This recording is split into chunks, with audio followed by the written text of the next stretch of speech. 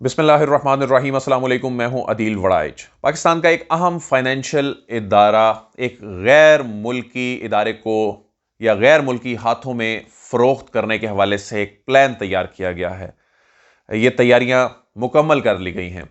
Summary तैयार ना सिर्फ हो गई है बल्कि मूव कर दी गई है और ये IMF को खुश करने के लिए किया जा रहा है और इससे एक ये बहुत बड़ा सिक्योरिटी रिस्क पैदा होने का खदशा है, बल्कि एक बहुत बड़ा सिक्योरिटी रिस्क है।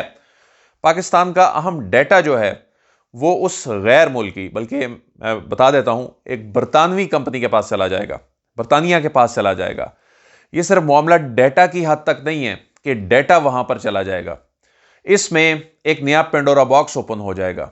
इसमें जिस तरह के ये कंपनी जो कि ग्रांट्स देती थी या दे रही है, वो अगर ये कहे कि इस कंपनियों के कंट्रोल भी हमारे पास आ जाएं, तो उसके बाद तो फिर अमेरिका या दीगर ममालिक जो मुख्तलिफ मद में ग्रांट्स दे रहे हैं पाकिस्तान में, वो भी कहेंगे कि हमारी ग्रांट्स को इक्विटी में तब्दील किया जाए। वो एसेट्स को कंट्रोल करने की एक रीत पड़ जाएगी। ये बहुत बड़ा सिक्योरिटी रिस्क है। ये दिसंबर 2020 में भी एक कोशिश की गई थी।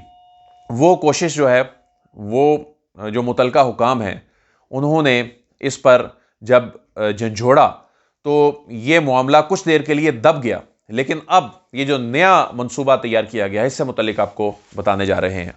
ये फाइनेंशियल इदारा है जी, पाकिस्तान क्रेडिट गारंटी कंपनी। ये पाकिस्तान क्रेडिट गारंटी कंपनी करती क्या है? ये स्मॉल एंड मीडियम बिजनेस जो हैं उनके लिए लोन देती है। इसको ग्रांट्स कौन देता है, इसको फंड कौन करता है? इसको हुकूमत पाकिस्तान फंड करती है। यह है बुनियादी तौर पे रियासती इदारा, यह है बुनियादी तौर पे हुकूमत पाकिस्तान का इदारा है। इसको फंड हुकूमत पाकिस्तान और साथ इसको ग्रांट्स जो हैं वो एक बरतानवी कंपनी देती है, बरतानवी इदारा देता है। अच्छा, उनका मकसद यही है उस इदारे का भी कि पाकिस्तान में जो स्मॉल एंड मीडियम जो बिजनेस है उनको प्रमोट किया जाए, उनको इंकरेज किया जाए। बहुत अच्छी बात है। लेकिन अब आगे वो इदारा जो ग्रांट दे रहा है वो कैसे मामलात को कंट्रोल करने जा रहा है, ये समझने की जरूरत है। लेकिन उससे पहले मैं ये बताऊं कि ये पाकिस्तान क्रेडिट गारंटी कंपनी जो है ये इतना अच्छा डिलीवर कर रही है कि इसने 2 अरब रुपए की एक्चुअल ग्रांट्स, जिनसे इसने ग्रांट्स ली थी, उसको वापस भी ना सिर्फ की बल्कि 2.1 अरब रुपए का मार्कअप भी इसने हासिल किया। यानी ये घाटे में नहीं जा रहा था, ये प्रॉफिट में जा रहा है और ठीक डिलीवर कर रहा है। तो अचानक होता यह है कि दिसंबर 2020 में एक एजेंडा अचानक ECC के इजलास में, एक मामला जो एजेंडे पे है ही नहीं है, उसको एजेंडे में अचानक शामिल किया जाता है और उसमें यह कहा जाता है कि इस पाकिस्तान क्रेडिट गारंटी कंपनी के 51% जो शेयर हैं ये कारंदाज को दे दिए जाएं। ये कारंदाज एक कंपनी 2014 में बनी थी और ये कंपनी उसी बरतानवी इदारे की मलकियत है और उसे एक अमरीकी NGO भी फंड करती है। ये कंपनी जब बनाई गई तो ये कहा गया कि 51% शेयर इसको मुंतकिल कर दिया जाए, बेच दिए जाए। इस पे फिर शोर मचता है, मुतलका हुकाम इदारे झंझोड़ते हैं, तो उसके बाद ये मामला कुछ देर के लिए दबता है। लेकिन अब इसको एक नए अंदाज में यह करने का प्लान तैयार किया गया है। उसमें स्टेट बैंक ऑफ पाकिस्तान ने इक्तिसादी अमूर डिवीजन के जरिए एक जो ऑलमोस्ट सिमिलर कॉपी जो है वो समरी की वो फॉरवर्ड कर दी है, जिसमें स्टेट बैंक ऑफ पाकिस्तान ने यह तजवीज़ दी है कि एक अलग कंपनी बनाई जाए। यानी कारंदाज को 51% शेयर देने पर जब एतराज़ात सामने आए तो उन्होंने कहा कि एक अलग कंपनी बनाई जाए। उस अलग कंपनी में क्या होगा कि हुकूमत पाकिस्तान के शेयर कम करके 49% कर दिए जाएं और इसके शेयर जो हैं वो 51% कर दिए जाएं। यानी कारंदाज के शेयर इस कंपनी में पार्टनर हों, हुकूमत पाकिस्तान और कारंदाज के शेयर 51% हों और हुकूमत पाकिस्तान के शेयर 49% हों। यानी जिसके पास 51% होंगे शेयर वही करता धरता होगा, इंतजामी इख्तियारात उसी के पास होंगे और उसके बाद फिर इस कंपनी को, ये पाकिस्तान क्रेडिट गारंटी कंपनी जो है वो फरोख्त कर दी जाए। यानी ये मंसूबा बनाया जा रहा है। इससे होगा क्या?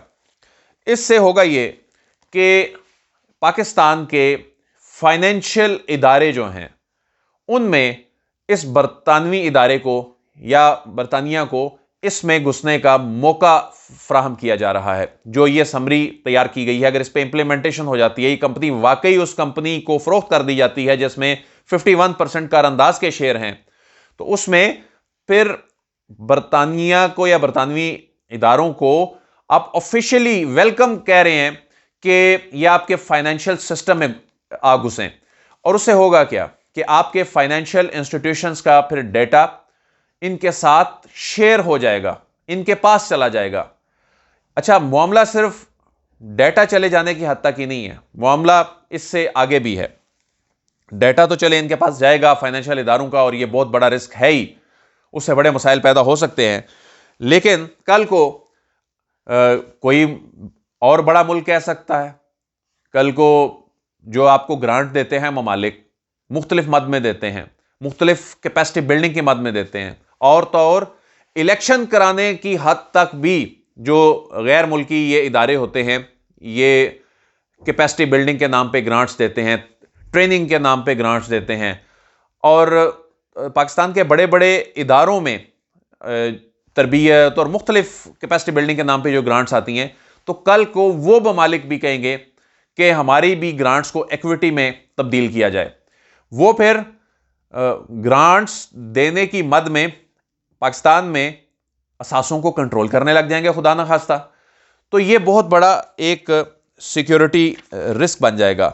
پھر یہ تو ایسی ہی صورتحال ہے کہ جس طرح کہا جاتا ہے کہ جی آئی ایم ایف جو ہے وہ ہمارا معاشی سسٹم چلاتا ہے، یا جو تنقید کی جاتی ہے کہ آئی ایم ایف سے جب ہم لون لیتے ہیں اور آئی ایم ایف ایسی شکیں اور ایسے مطالبات سامنے رکھ دیتا ہے کہ ان پر اگر ان کی تمام باتیں مان لی جائیں تو واقعی صورتحال ایسی ہے جیسے کہ اسٹیٹ بینک آف پاکستان کے بل میں ہوا، جو مارچ 2021 میں حفیظ شیخ صاحب نے اسٹیٹ بینک آف پاکستان کا بل کابینہ سے خاموشی سے منظور کروا لیا تھا. کابینہ کے لوگوں نے اسے منظور بھی کر دیا، لیکن اس کے بعد پھر ہم نے آپ کو اپڈیٹ کیا تھا کہ حکومت کو جب ریئلائز ہوا تو کئی مہینے بعد انہوں نے وہ بل واپس لیا.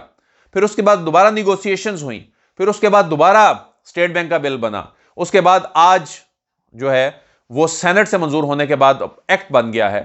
لیکن اس میں بھی بہت سی چیزوں کی گنجائش تھی، نیگوسیشن میں مزید چیزیں جو ہیں اس میں سے ختم کروائی جا سکتی تھی، لیکن ظاہر ہے اس وقت پاکستان کی مجبوری تھی، اور پاکستان کی مجبوری تھی اسٹیٹ بینک کے اس بل میں یا جو نیا قانون بنا ہے اس پہ اگر عمل درآمد کیا جائے تو اس میں بہت ساری چیزیں ایسی ہیں جو بہتر بھی ہیں.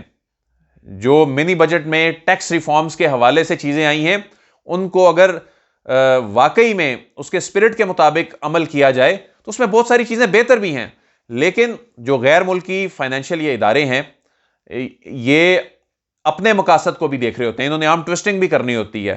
اور اب state bank of Pakistan I M F کو خوش کرنے کے لیے اس ادارے کو، اس بہترین چلتے ہوئے ادارے کو خواہ خواہ میں کہہ رہا ہے جی کہ اس کمپنی کو فروخت کر دیا جائے، جس سے نہ صرف ڈیٹا جو ہے وہ کمپرومائز ہو جائے گا بلکہ ایک نئی روایت، ایک نئی ریت، ایک نئی نظیر جو ہے وہ پڑ جائے گی کہ وہ ادارے جو بیرون ملک بیٹھ کے گرانٹس تو دے رہے ہیں ان کو ایک موقع مل جائے گا کہ وہ پاکستان کے فائنینشیل سسٹم میں مداخلت کر سکیں، اور پاکستان میں پھر وہ اس طریقے سے اپنی گرانٹس کو ایکویٹی میں تبدیل کر کے یا پھر وہ ایسٹس جو ہیں ان کو کنٹرول کرنے لگ پڑیں.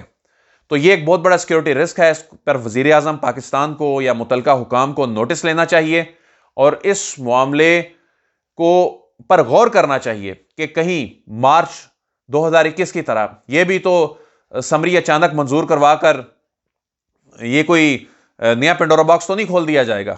یہ نہ ہو کہ حکومت کو بہت بعد میں اس بات کا علم ہو. اس معاملے پہ وزیر اعظم صاحب کو نوٹس لینا چاہیے. عدیل وڑائچ کو اجازت دیجیے، آپ سے پھر ملاقات ہوگی. اللہ حافظ.